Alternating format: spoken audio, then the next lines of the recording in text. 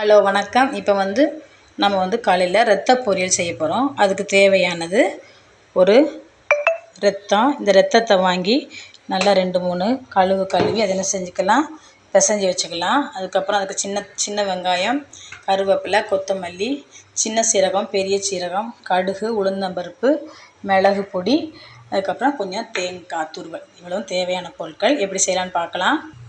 இப்போ எண்ணெய் காஞ்சிருச்சு. இப்போ கடாயில் எண்ணெய் ஊற்றி காய வச்சாச்சு. இப்போ அதில் கொஞ்சம் கடுகு, உளுந்து சேர்த்தாச்சு. அது கூடவே கொஞ்சம் சின்ன சீரகம், பெருஞ்சீரகம் சேர்த்தாச்சு. இது இப்போ நல்லா பொரியட்டும். இப்போ வெங்காயம் போட்டு கருவேப்பிலை போட்டு இந்த எண்ணெயில் வதக்கி விட்டாச்சு.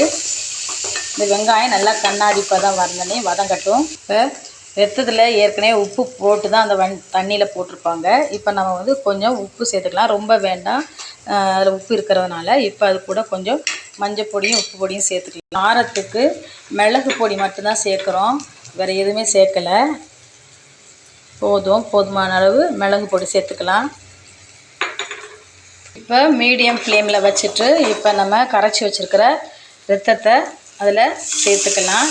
இதில் இருக்கிற அளவு தண்ணியே போதும், நம்ம தண்ணி ஊற்ற வேண்டாம். மேலும் இதை நம்ம மூடி போட வேண்டாம், மூடி போடாமல் வதக்கிக்கலாம். இப்போ பாருங்கள் ரத்த பொரியல் எப்படி இதாகி வருதுன்னு பாருங்கள். ரத்தம் நல்லா வெந்துருச்சு. இப்போ இது கூட நம்ம கருவேப்பிலை, கொத்தமல்லி இலை, தேங்காய் துருவலை தூவி நம்ம என்ன செஞ்சுக்கலாம், இறக்கிக்கலாம். இதில் பட்டை வத்தல் கூட போட்டு தாளிச்சிக்கலாம், இல்லை பச்சை மிளகா போட்டு தாளிச்சிக்கலாம். எங்களுக்கு காரம் தேவையில்லை அப்படிங்கிறதுனால நாங்கள் மிளகு பொடி போட்டு நாங்கள் தாசம் பண்ணிக்கிட்டோம். அவ்வளோதான், ரத்த பொரியல் ரெடி. இன்னும் கொஞ்சம் வதங்க. பாருங்கள், ரத்த பொரியல் ரெடி ஆயிடுச்சு. பொலன்னு டேஸ்ட்டாக இருக்குது. இதை நம்ம வெறுமையாக கூட இட்லிக்கு சாப்பிட்டுக்கலாம், சாதத்துக்கும் சாப்பிட்டுக்கலாம். பிடிச்சிருந்தால் லைக் பண்ணுங்கள், ஷேர் பண்ணுங்கள், சப்ஸ்கிரைப் பண்ணுங்கள். Okay, thank you.